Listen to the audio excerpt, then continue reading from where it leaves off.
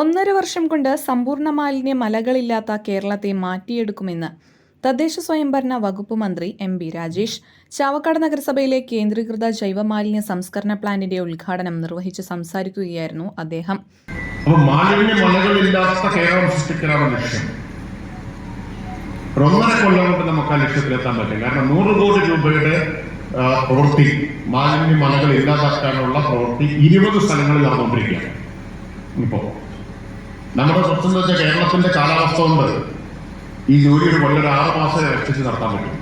മഴവെള്ളത്തിൽ നടത്താൻ പറ്റില്ല. എല്ലാ നഗരങ്ങളിലുമുള്ള മാലിന്യ കൂടുകൾ നീക്കുന്നത്. ലാലൂര് പറയേണ്ട കാര്യമുണ്ട്. തൃശ്ശൂർക്കാർക്ക് നന്നായിട്ട് അറിയുന്നതല്ലേ എന്തായിരുന്നു ലാലൂരിന്റെ കഥ എന്നത്. ഇപ്പൊ ലാലൂർ എന്തായി? സ്റ്റേഡിയം, സ്പോർട്സ് കോംപ്ലക്സുമായിട്ട് മാറി. ഈ മാറ്റാൻ വരുന്നത് ഞാൻ പറഞ്ഞു വന്നത് എന്താന്ന് വെച്ചാൽ, ഗവൺമെന്റ് ഇതൊക്കെ ചെയ്യുന്നു, തദ്ദേശ സ്ഥാപനങ്ങൾ ചെയ്യുന്നു.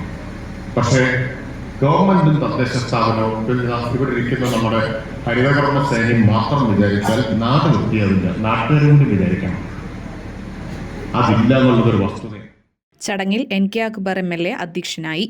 ശുചിത് അംബാസിഡർ PD കുഞ്ഞുമുഹമ്മദ് മുഖ്യാതിഥിയായി.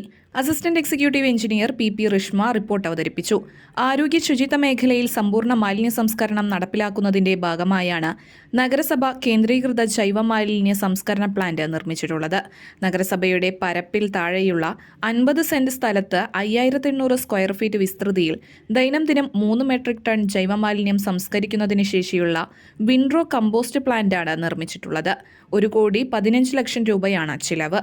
വിൻഡ്രോ കമ്പോസ്റ്റ് പ്ലാന്റിലൂടെ ജൈവമാലിന്യത്തെ തികച്ചും ശാസ്ത്രീയമായി സംസ്കരിച്ച് പോഷകസമൃദ്ധമായ ജൈവവളമാക്കുന്നത് വഴി കാർഷിക മേഖലയ്ക്ക് കൂടി സഹായകമാകും.